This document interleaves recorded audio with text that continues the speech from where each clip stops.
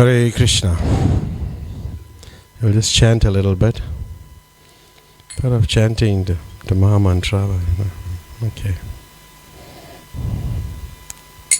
Namam Vishnu Padaya Krishna Prastaya Bhutale Srimate Bhakti Vedanta Swami Iti Namine Namo.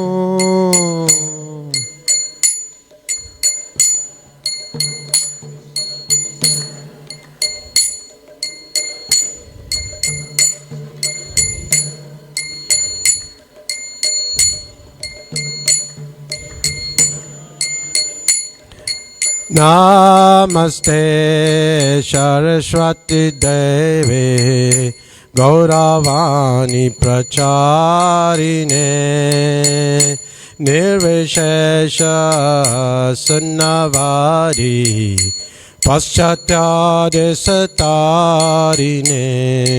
Namaste.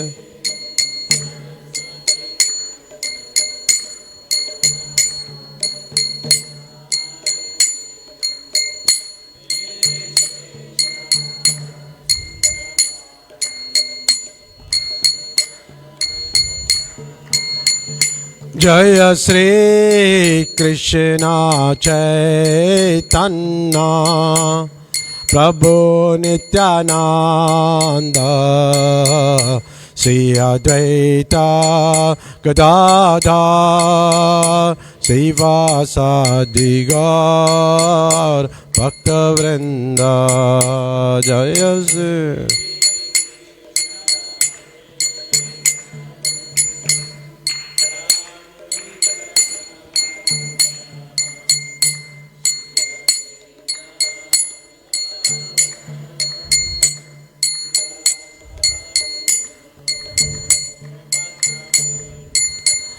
Hare Krishna, Hare Krishna, Krishna Krishna, Hare Hare, Hare Rama, Hare Rama, Rama Rama, Hare Hare.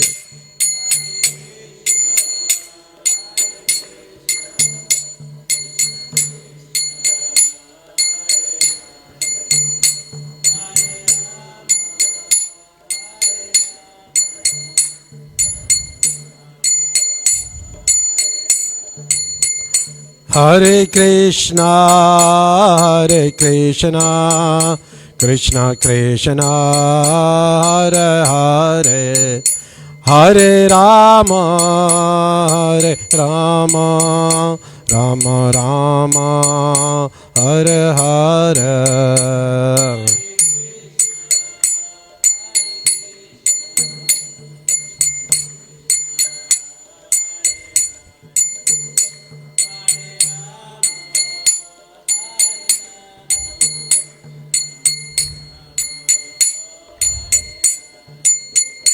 Hare Krishna, Hare Krishna, Krishna Krishna, Hare Hare, Hare Rama, Hare Rama, Rama Rama, Hare Hare.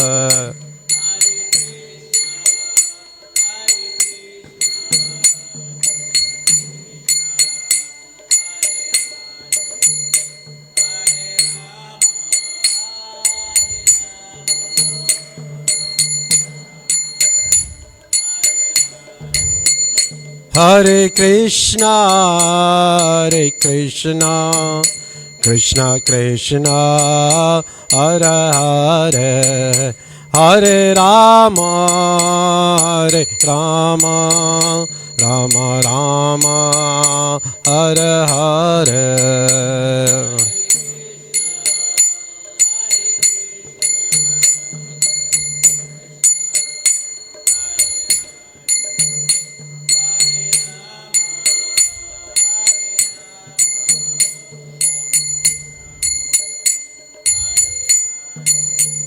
Jaya Jaya Prabhupada, Prabhupada, Prabhupada, Prabhupada.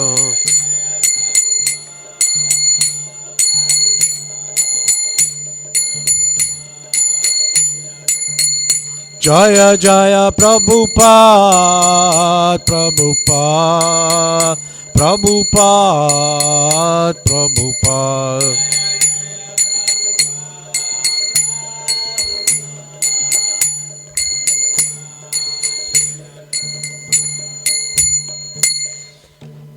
Jai Vishnupad Paramahamsa Pravijacharya Astoru Shishimat, His Divine Grace A.C. Bhaktivedanta Swami Prabhupada Ki. Jai Vishnupad Paramahamsa Pravijacharya Astoru Shishimat, His Divine Grace Bhaktisiddhanta Saraswati Goswami Maharaj Prabhupada Ki. Anantikoti Vaishnavrinda Ki. Naam Acharya Srila Haridas Thakur Ki. प्रेम से कहो श्री कृष्ण चैतन्य प्रभु नित्यानंद श्री अद्वैत गदाधर शिव सदि गौर भक्त वृंद की श्री श्री राधा कृष्ण गोप गोपीनाथ श्याम कुंड राधा कुंड गिरि गोवर्धन की वृंदावन नवदीप धाम की गंगामाय जमुनामाय की भक्ति देवी तुलसी देवी की सामवेद भक्त वृंद की निताय गौर प्रेमानंदे. All glories to the assembled devotees. All glories to the assembled devotees. All glories to the assembled devotees. All glories to Shri Guru and Shri Gauranga. All glories to Srila Prabhupada. Srila Prabhupada ki. Hare Krishna. So, Hare Krishna. Today we will be reading from the Srimad Bhagavatam, Canto 4, Chapter 12, text number 39.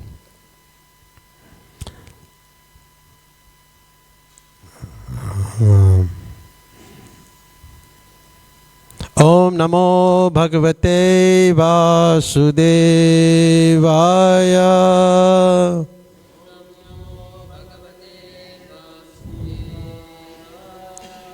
Om Namo Bhagavate Vasudevaya.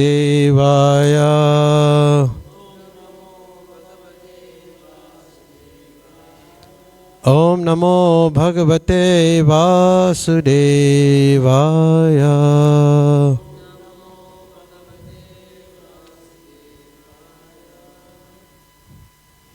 Gambhira Vega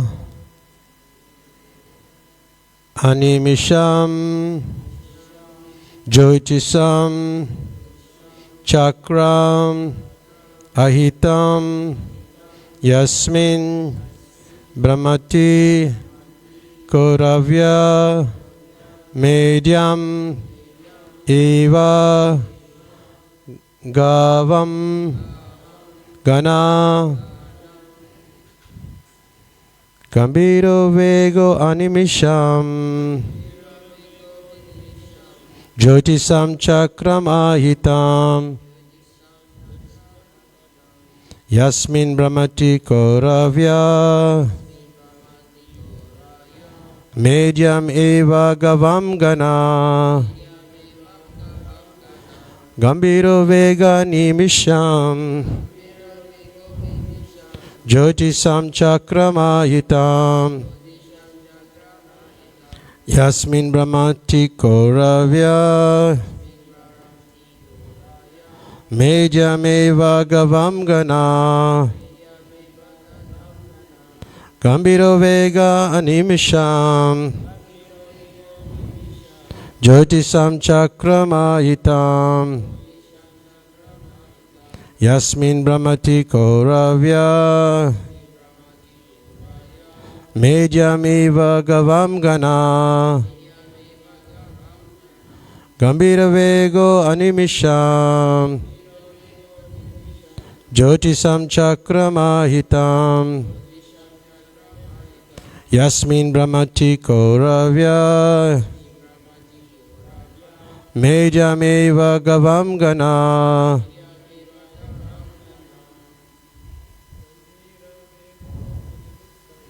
Gambhira Vega Animisham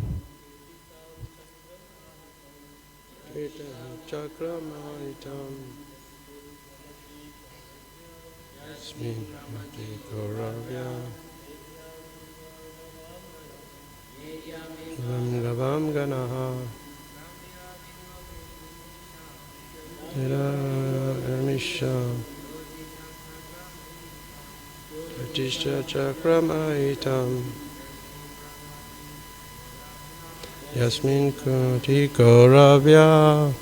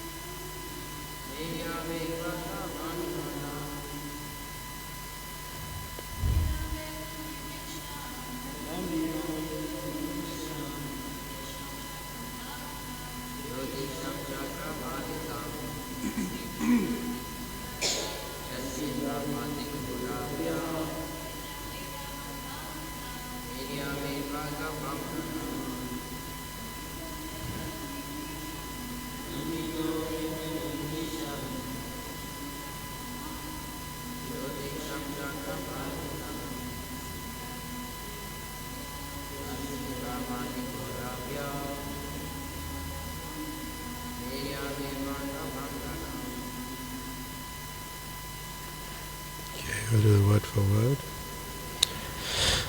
Gambhira Vega, with great force and speed. Animisham, unceasingly. Jyotisam, of luminaries. Chakram, spear. Ahitam, connected. Yasmin, around which. Brahmati, encircles. Kauravya, O Vidura. Medium, a central pole. Eva, as. Gavam, of bulls. Gana, a herd. Translation. Saint Maitreya continued, My dear Vidura, descendant of Kuru, as a herd of bulls circumambulates a central pole on their right side, all the luminaries within the universal sky unceasingly circumambulate the abode of Dhruva Maharaj with great force and speed. Purport by His Divine Grace A.C. Bhaktivedanta Swami Prabhupada. Each and every planet within the universe travels at a very high speed. From a statement in Srimad Bhagavatam, it is understood that even the sun travels 16,000 miles in a second. My God. And from Brahma Samhita we understand from the sloka Yat Chakshur Savita Sakala Grannam that the sun is considered to be the eye of the Supreme Personality of Godhead, Govinda, and it also has a specific orbit within which it circles. Similarly, all other planets have their specific orbits, but together all of them encircle the pole star or Dhruva Loka, where Dhruva Maharaj is situated at the summit of the three worlds. We can only imagine how highly exalted the actual position of a devotee is. And certainly we cannot even conceive how exalted is the position of the Supreme Personality of Godhead. The verse again. Saint Maitreya continued, My dear Vidur, descendant of Kuru, as a herd of bulls circumambulates a central pole on their right side, all the luminaries within the universal sky unceasingly circumambulate the abode of Dhruva Maharaj with great force and speed. So we've been reading about Dhruva Maharaj over many months, and going to the verses of the Srimad Bhagavatam. And here we come to a point, it's quite technical about the pole star, the planets and the orbits, and how they circumambulating and encircling the pole star. And Dhruva Maharaja, this is Dhruva Maharaja's planet. So, who goes to these planets? What type of people go to these planets? When I was reading the Bhagavad Gita many years ago, I found that the 18th chapter was very interesting because it encompasses probably everything that you want. It summarizes everything in the Bhagavad Gita. And we are encouraged to give the knowledge of the Gita to others. There are many verses in the Bhagavad Gita towards the end of the 18th chapter, like 68, 69, 67, 68, 69, 70, 71. Those verses are dealing with giving this message. And in the Lord Krishna says that this message should not be given to those who are not austere, those who are not devoted, and those who are envious. And Prabhupada in his purport writes that those people who have not gone under austerities or a religious process, and he further elaborates on these points, and he says, and they've never attempted devotional service in Krishna consciousness, or have not even tended to a pure devotee, then they, we should not reveal this knowledge to them. That's what's mentioned.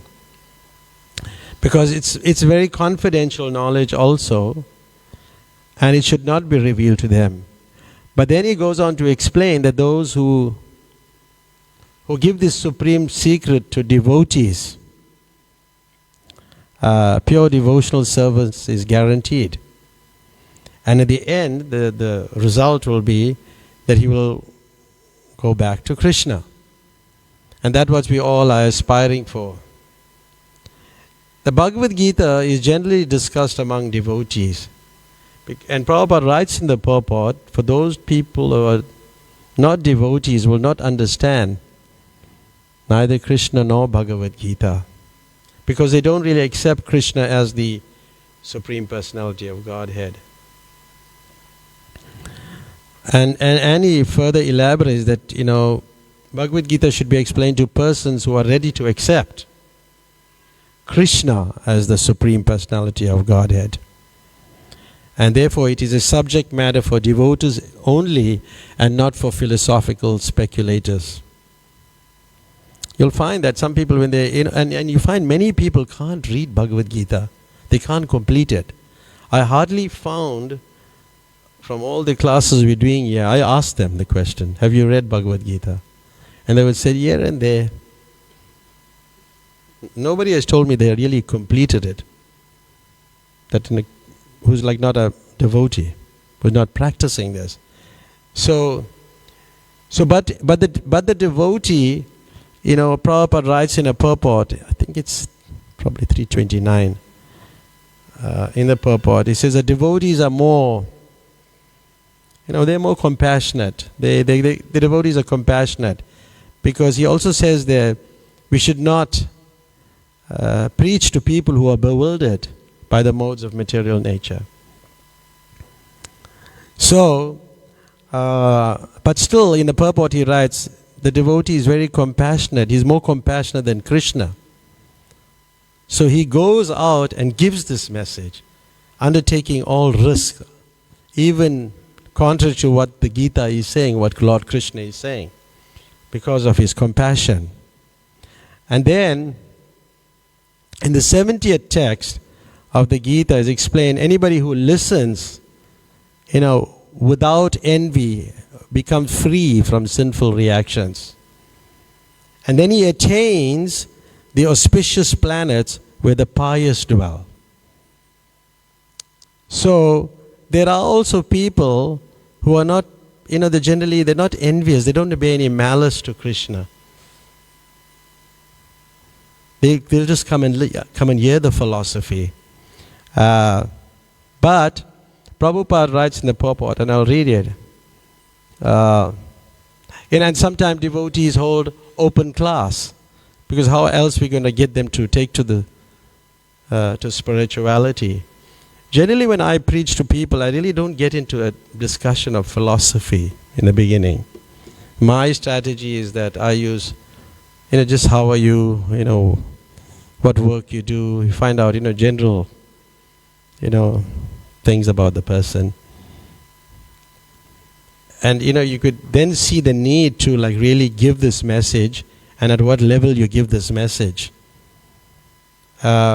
So anyway, there are those type of people, who are not envious, and they listen with faith.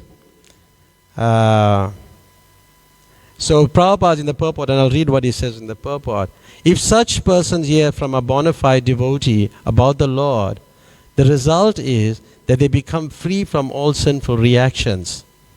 And after that, they attain to the planetary system where all righteous persons are situated. Therefore, simply by hearing Bhagavad Gita, even a person who does not try to be a pure devotee attain the results of righteous activities. Thus, a pure devotee of the Lord gives everyone a chance to become free from all sinful reactions and become a devotee of the Lord. So then he goes on to explain, generally those who are free from sinful reaction, those who are righteous, very easily take to Krishna consciousness.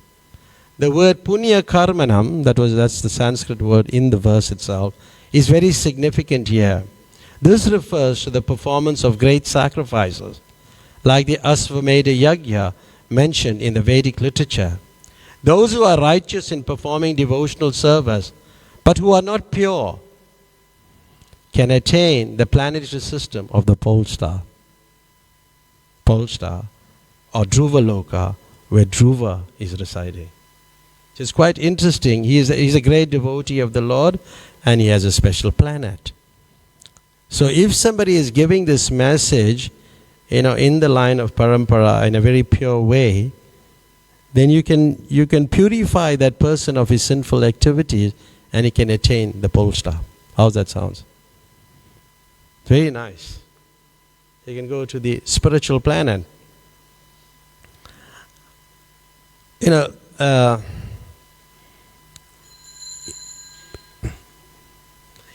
the upper planetary systems, and there is enjoyment can be achieved, or you can get enjoyment, material enjoyment far more. Sri Raghunath ki.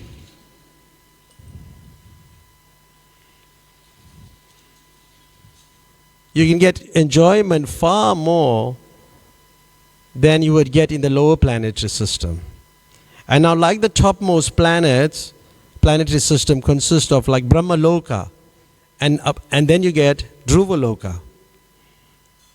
But this is also situated beyond Mahaloka.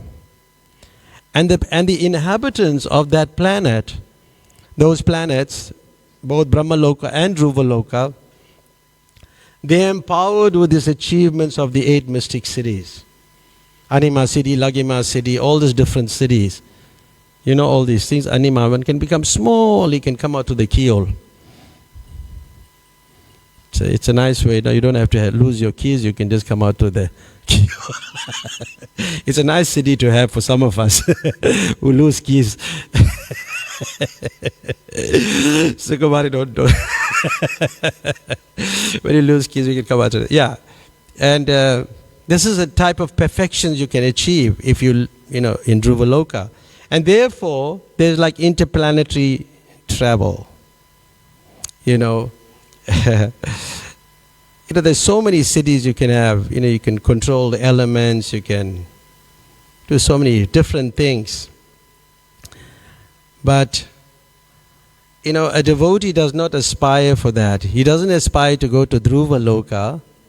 Actually, he doesn't. Like a person who's in ISKCON wouldn't want to go to Dhruva Loka. I don't think so. Unless he have a strong desire to just visit and on his way go back. But apart from that, he wouldn't. which we'll speak about later. Yeah. So these different perfections I attained. And, they could travel. There was interplanetary travel, and they can travel from the higher planets to the Earth planet. Just like, sometimes we want to go visiting, hey, let's see what's in Johannesburg. Let's go to the Stellenbosch or something like that. Well, let's go, see what's happening there. It's, to different places. So we like inquisitive.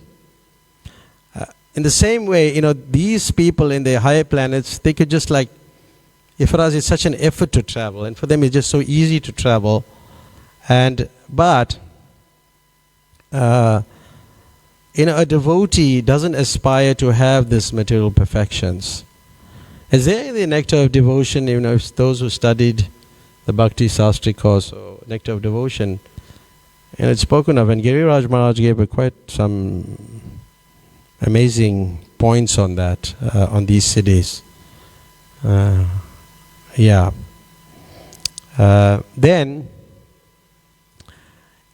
when I was reading this morning, I had to read this morning, as usual, but on a purport that we already done, but it's not, I'll read this purport. I found this interesting.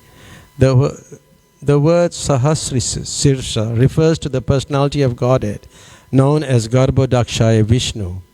Although the Lord appeared as Kshirodakshaya Vishnu, he has been described here as Sahasrara Vishnu because he is non-different from Garbhodakshaya Vishnu. According to Srila Sanatana Goswami in his Bhagavatam Rita, the personality of God that appeared at that time was the incarnation known as Prishni Garbha. He created the planet known as Dhruva Loka for the habitation of Dhruva Maharaj. So this was specifically, the planet in fact existed, and Dhruva it existed. Anything spiritual is eternal, so it must be existing, logically, right? It's not created or annihilated. So this planet, Dhruva Maharaj's planet, after the dissolution, like we have, the day of Brahma, the night of Brahma, there's a partial annihilations. And then when Brahma's life is finished, this complete dissolution, still the pole star remains. It's not destroyed because it is a spiritual planet. And they're talking. What is mentioned about they move in their orbit and they move around the pole star. Circumambulation. So, and the circumambulation is always done from the right side. The other side, from the left side, will be inauspicious. From the right side. You see, sometimes people try to circumambulate this way, and so it's done like that. Because the planet, Dhruva Maharaj's planet existed prior to creation, but it did not have a predominating deity. It didn't have a predominant deity. So, Dhruva Maharaj wanted something that was like the best of all planets. Although it was a childish prayer, the Lord reciprocated with him. The reciprocation was there and he got that planet. So, but we don't desire like that. We can learn from this, we shouldn't desire a planet like that. We should desire to go back to the spiritual world, and Dhruva Loka is also spiritual, but we should desire to go back to Goloka Vrindavan. How many of you like to go to Dhruva Loka and stay, or you like to go to Goloka Vrindavan? All of you like to go to Goloka? Everybody, right? So everybody wants to go to Goloka Vrindavan. Yeah. So, but then we may have this understanding that this is a lesser planet, Dhruva Loka, because in your mind you're thinking that I would really want to go to Goloka Vrindavan, and Dhruva Loka is a Vaikuntha planet, but it's lesser. You have this understanding that maybe, it may be, because it's in the material world, it may be not be so spiritual. Isn't it? So you're thinking like that. But Vishwanath Chakravarti Thakur corrects it. He says, and I picked it up this morning, he said, Vishwanath Chakravarti Thakur comments in this connection that Dhruva Loka is one of the lokas like Svetadvip, Mathura and Dwarka. They are all eternal places in the kingdom of God, which is described in the Bhagavad Gita, Tat Dhamma Paramam. So don't think like that. Because Vishwanath Chakravarti Thakur knew that we're going to think like that, so he corrected it. So then, in different texts of the 4th chapter, I also found this to be interesting. The personality of Godhead continued, my dear Dhruva, after your material life in this body, you will go to my planet, which is always offered obeisances by the residents of all the planetary system. It is situated above the planets of the 7 rishis, and having gone there, you'll never come back again to this material world. So don't come back.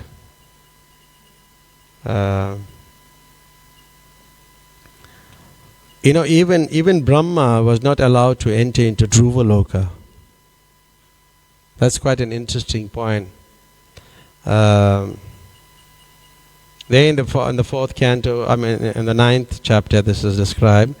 Wherever there is a crisis, whenever there's a crisis within this universe, the demigods go to see the Supreme Personality of Godhead, Shiro Dakshaya Vishnu. Correct? He was doing Krishna book and they stand on the beach of the milk ocean.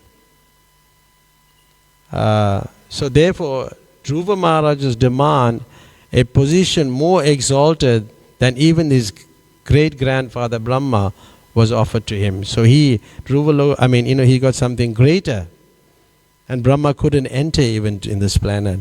So you can see that exalted position of Dhruva Maharaj.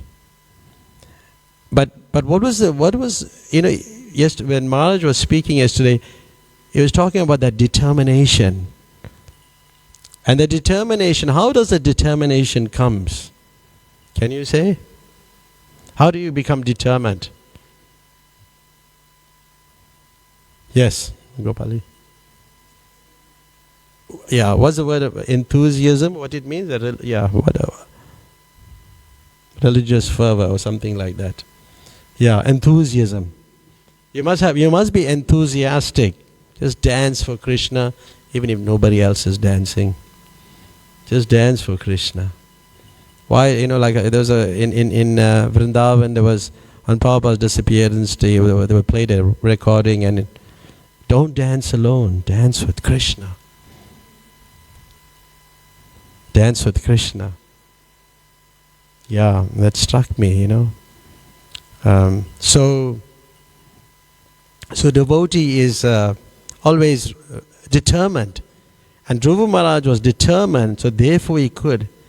But that determination comes, that enthusiasm actually comes when one follows that 4 principles.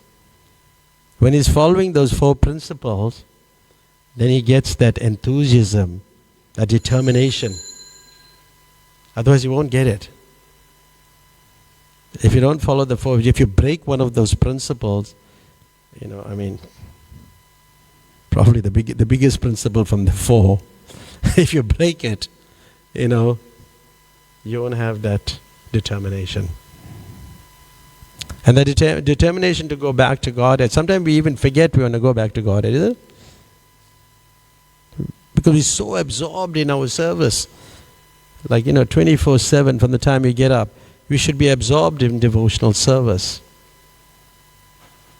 So that determination, and then he was, he had the opportunity, he had his mother, and you can thank his stepmother and he can thank his mother, both, both people. But to one he had a revengeful attitude, he had. Dhruva Maharaj, he was revenge, he wanted to seek some revenge from his stepmother. But in a purport, Prabhupada says, in this verse, Maitreya replied to Vidura that Dhruva Maharaj, influenced by a revengeful attitude towards insulting his stepmother, did not think of mukti, nor did he know what mukti was. Therefore, he failed to aim for mukti as his goal of life. So it was like a blessing. He didn't know what this was. So he didn't, worry about liberation. He's just like a pure devotee. He doesn't worry about liberation. But we're concerned about liberation, right? I mean, going back to Godhead. But a pure devotee doesn't demand anything from Krishna. Even if we're going to the challenges, we read every day this verses, Sisastikam verses. What's the last one? Even if you give me a rough embrace, even the conditions are not so good, but he's still surrendered to Krishna. That's a pure devotee. He's tolerant. But don't try to create situations where you make the other person tolerant. By giving him a hard time. That you mustn't do. Don't do that. Yeah.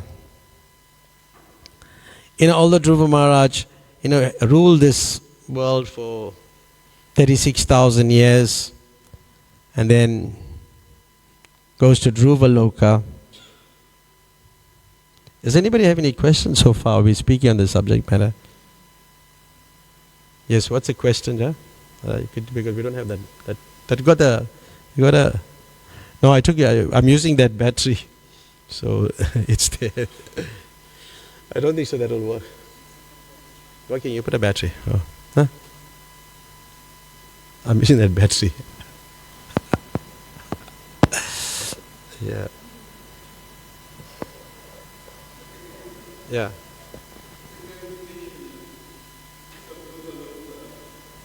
But in now's time, present time, is it the same as the sudden star that we see is very visible at night? Is that the same? That's what I heard. But I've not read it. You've read it? I just want some. Yeah, I heard it. But that's why I didn't say it, because I just heard it. Because I always say what's in the Shastra. You also heard that? Yeah, and in the evening you can see it at night. It's very outstanding. Although you see stars, but this one is very outstanding. It's okay, I'll check. Lower in the sky also. That's a good point. I never thought about it so much but I heard that. But yeah, in the end, if there's one point that could allude to that, we'll talk about. Yeah. Thank you for that. I will check it out.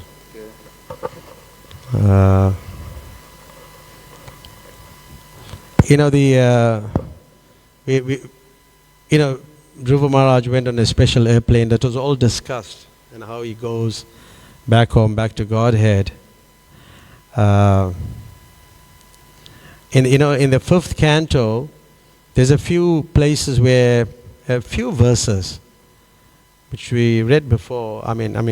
I read before, and I remembered, looking into those verses before I come here.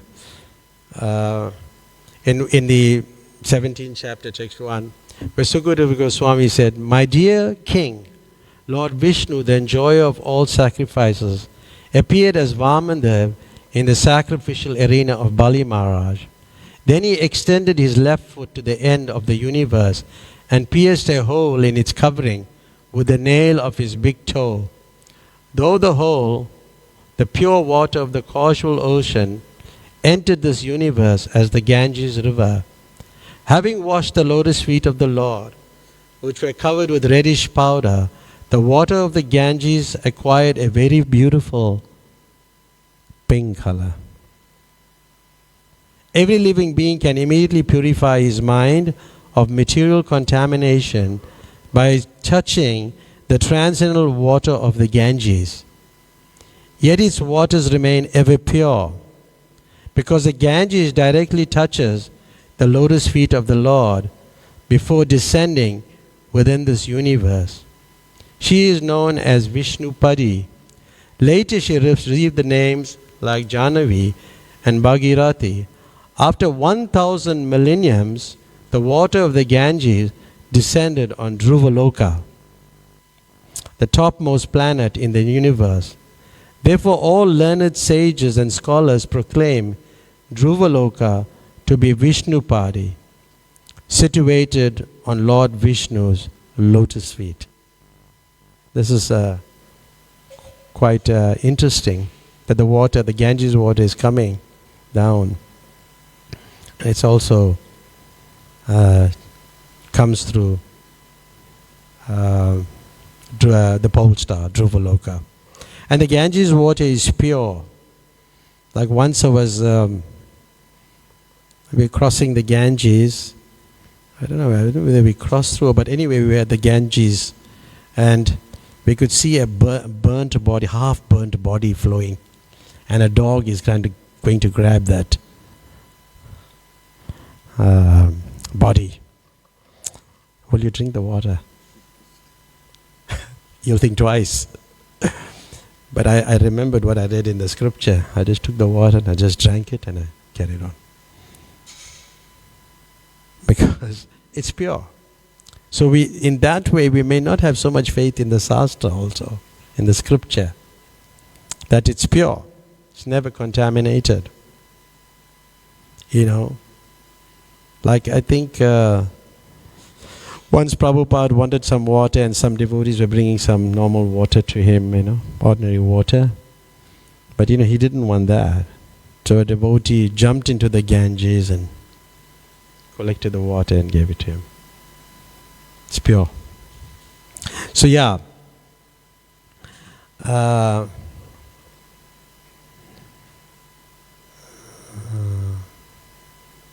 Okay, there's so much to say on these things, but let me just skip. I thought I'll battle to speak on this topic, but there's so much to say now.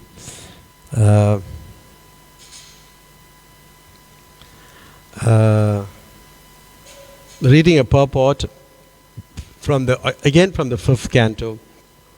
The devotees, however, desire to take part in the transcendental activities of the Supreme Lord.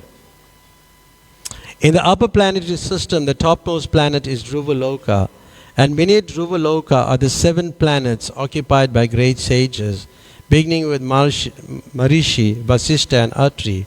All these sages regard devotional service as the highest perfection of life. Therefore, they all carry the holy water of the Ganges on their head. This verse proves that for one who has achieved the platform of pure devotional service, nothing else is important, even so-called liberation.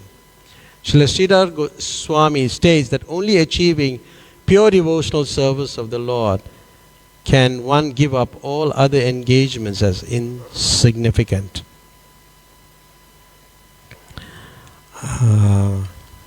So yes, a devotee, he just engaged in devotional service, not wanting anything in return, and being deeply absorbed, with, as Gopali was saying, with enthusiasm. And that's key. But don't be over-enthusiastic, overly enthusiastic, like you want to do everything, That's like, after a while, you'll burn out. But you have to take on responsibilities according to your capacity. But we must be able to do the needful at any time. I saw Madhurya coming this way to see me in the morning. I knew, I just wanted to know which verse it was, yeah. Yeah, but we should, yeah. And there's descriptions about Dhruvaloka. It's situated above Saturn. There's descriptions in the scriptures, and in the 5th canto there's quite a bit of information. Even in the 6th canto some things are mentioned. And the sages, they're always thinking of the well-being of the inhabitants of the universe. the circumambulating the supreme abode of Lord Vishnu known as Dhruva Loka, the pole star. So they be circumambulating, yes. And then, in the purport, I do not desire to be promoted to the higher planetary system, even to Dhruva Loka or Brahma Loka, nor do I desire an unconquerable position within this material world. I have no need for such things. So we should be like that. We shouldn't worry about, although we hear the philosophy, it frees us from our sinful reaction and make us righteous. But still our goal, we mustn't forget our goal. And then in the 6th canto of the Srimad Bhagavatam, there's a lovely verse which takes us into that, talks about that goal. It says, a person fixed in the devotional service of the Lord, devotional service of the Supreme Lord Hari, the Lord of the highest auspiciousness, swims in the ocean of nectar. For him, what is the use of the water in small ditches? So the devotee, he doesn't want, and this is Vritrasura. And Vritrasura is a great devotee. He said, I do not want the facilities of happiness of Brahma Loka and Dhruva Loka. What to speak of earth and the lower planets? I simply want to return back to Godhead. And so this is the determination. This is the Prabhupada writes, this is the determination of a pure devotee. A pure devotee is not attracted to, the exalted position in the material world. He simply wants to associate with Krishna. And then Prabhupada goes on to explain that he wants to associate with whom? The Supreme Personality of Godhead, Krishna, the inhabitants of Vrindavan, Srimati Radharani, Krishna's father, Nanda Maharaj, the gopis, the cowherd boyfriends. This is what a devotee want to associate with these people. And he writes in the purport, any material happiness is like a water in a ditch, whereas a spiritual happiness eternally enjoyed in the spiritual world is like an ocean of nectar in which a devotee wants to swim. See, a devotee wants to swim deep. Devotees are swimming nowadays, so they want to swim deep into the ocean. And that reminds me, the question was raised to Prabhupada, sometimes a pure devotee is kind of disturbed with the situation in the material world. Something's going wrong, he's getting angry and gets upset and all that. But when Prabhupada says the consciousness of a pure devotee, he raised what the consciousness of a pure devotee is. I think it was Reviti Swami at that time. And what is the consciousness of a pure devotee? The consciousness of a pure devotee is like on the top there's waves and you can see those, waves. Sometimes it's like high tide and there's disturbances on the top. But as you get deep into the ocean, how is it? It's very still. It's very still. So the consciousness of a pure devotee is like that. Very peaceful, satisfied, like that. Yeah. So it's interesting that Dhruva Maharaj, when he went to Dhruva Loka or the pole star, he went in that same material body. The same material body.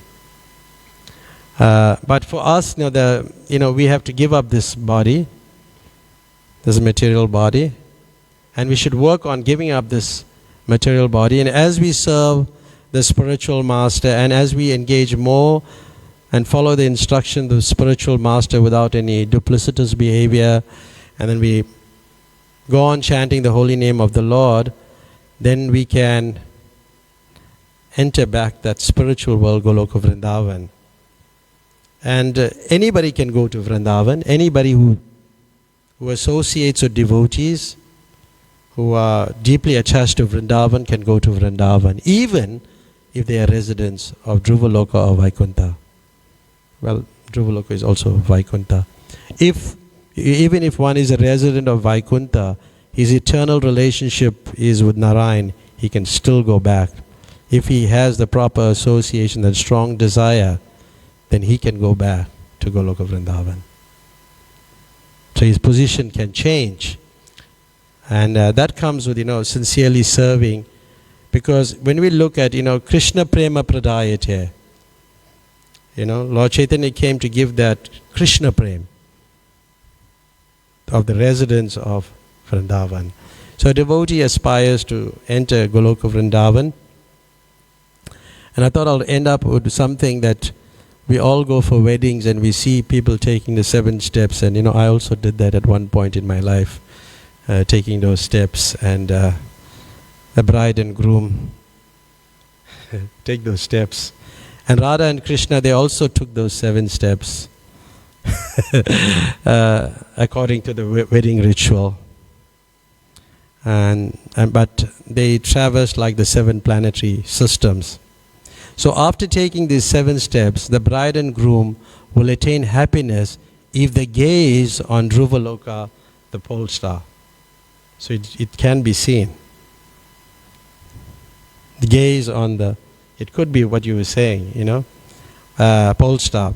These words the groom, Sri Krishna, spoke. So Krishna is speaking. He said, do you see Dhruvaloka or not? So he's asking the bride, who's Radharani. Please say. So Radha's response to this question was wonderful. When Krishna asked, do you see Dhruvaloka? Radha did not look at the sky.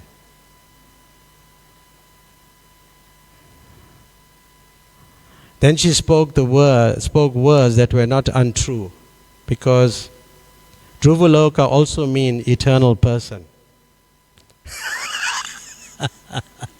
Dhruvaloka, the word Dhruvaloka also means the eternal person. So Radharani considered that seeing Krishna, she had seen Dhruvaloka, the pole star. So thinking in this way, finally she said, I have indeed seen Dhruvaloka, the eternal person, Krishna. So devotee aspires to go like that to the spiritual world and be with Krishna, with Radha and Krishna. Hare Krishna. Thank you very much. Any comments or anything? That's working? Yeah. Yeah. No battery, no Hare battery. Krishna, Hare Krishna. The battery is there for you. Oh, yeah. Well, can you hear me? Okay. Okay, so this question has been bugging me for days now while I was at home, right? I mean, I could read a book, probably would find an answer, right? But it's better in conversation. So the world constantly shows us images of happiness, right? In America, it's called the American dream, like American dream. So what does it consist of? Money, big house, car, a genetically impossible wife to have, all those things, right? So Krishna says give it all up just for him, right? So I'm thinking, right, would you say that it's fair for Krishna to just say give it all up, right? I mean, you have, right, Prabhu? Madhurya has, right? You have given it all up, right? Right?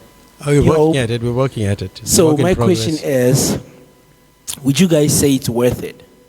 Like, don't you feel like maybe sometimes maybe you might want more, like maybe you feel like something is missing? I mean, yeah, devotional service and all that, but don't you feel like maybe you want more, like outside of this? Honestly speaking. Myself, I'm practicing for a long time. And I was a householder. And somehow, I think Krishna read my heart for myself. You're asking about myself. And, my wife died when she was 30. Young. And I'm 64 years old now. So I've been like, celibate. practicing Krishna consciousness. The highest enjoyment in the material world is sex. That's what you're alluding to. No matter what it comes to, boils down to that. That is the highest enjoyment in the material world. Even, philosophers like Sigmund Freud and, these psychologists, and they come to this conclusion. But when you refrain from it, you become happy. But when you try to enjoy the opposite sex, you'll become unhappy because you become miserable. Because it's a few minutes pleasure, and then how do you feel? You can't even move. Do you know that? It's useless. But we are conditioned souls. We get attracted sometimes because we're conditioned. But as long as I'm not acting on it, that's good. Although I may look at somebody that's attractive, I may appreciate the person, but I'm not acting on it. You understand the point? So when you refrain from it, you become happy. But your idea is that if you engage in it and you want, you're hankering for it, and if you get it, you'll become happy. But do you really become happy? No. You don't become happy. So, I was giving a talk, I don't know, some place, on Sunday. And I was telling there was one lady who gripped it. She reckoned it's quite interesting because we're refraining from the things that people are wanting, then you become happy. Like personally for myself, I don't go buy anything to eat. Did you see me buying anything and to eat and things like that? I'm just trained like from childhood like that. I just don't go and get anything from the shop. Even if I see, consumer psychology don't work with me. You can't put the chocolate there right by the till, I'll take that and pay. No, I've never done that.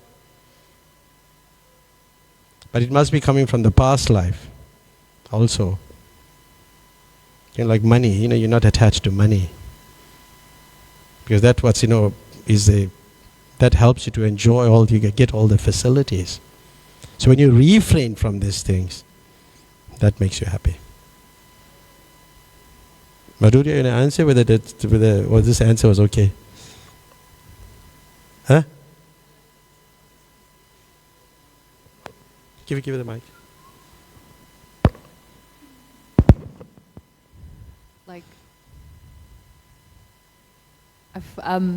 Like for me personally, I find that everything that you do want and hanker for is in Krishna consciousness. But if you do ever get those desires that you feel like there's something missing, it's not because there's something wrong with the process. It's something within us that there's something wrong. Because we are desiring these temporary things because our desires are not aligned with Krishna's desires, we feel this missing link. But it's not because there's something missing in the process. It's because it's us. So, that's just what I wanted to add. Yeah. When I took to Krishna consciousness, I was learning the verses in the Gita. I would just learn them, And one of the verses in the second chapter, text number 70, is, a person who is not disturbed by the incessant flow of desires. Favorite verses. That enters like rivers into the ocean, which is ever being full, but is always still, can alone achieve peace, and not the man who tries to satisfy such desires. And the purport, Prabhupada says, and I'll read the purport, it's a beautiful purport. Let me read it, right? Although the vast ocean is always filled with water, it is always, especially during the rainy season, being filled with much more water, but the ocean remains the same, steady. It is not agitated, nor does it cross beyond the limits of its brink. That is also true of a person fixed in Krishna consciousness. As long as one has the material body, the demands of body for sense gratification will continue. The devotee, however, is not disturbed by such desires because of his fullness. A Krishna conscious man is not in need of anything, because the Lord fulfills all his material necessities. A Krishna conscious man is like the ocean, always full in himself. Desires may come to him like the waters of the rivers that flows into the ocean, but he is steady in his activities and is not even slightly disturbed by desires for sense gratification. That is the proof of a Krishna conscious man, one who has lost all inclinations for material sense gratification, although the desires are present. Right? Because he remains satisfied in the transient loving service of the Lord, he can remain steady like the ocean and therefore enjoy full peace.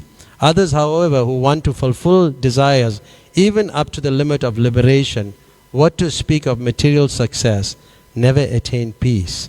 The fruit workers, the salvationists, and also the yogis who are after mystic powers are all unhappy because of unfulfilled desires. But a person in Krishna consciousness is happy in the service of the Lord, and he has no desires to be fulfilled. In fact, he does not even desire liberation from the so-called material bondage. The devotees of Krishna have no material desires, and they are in perfect peace.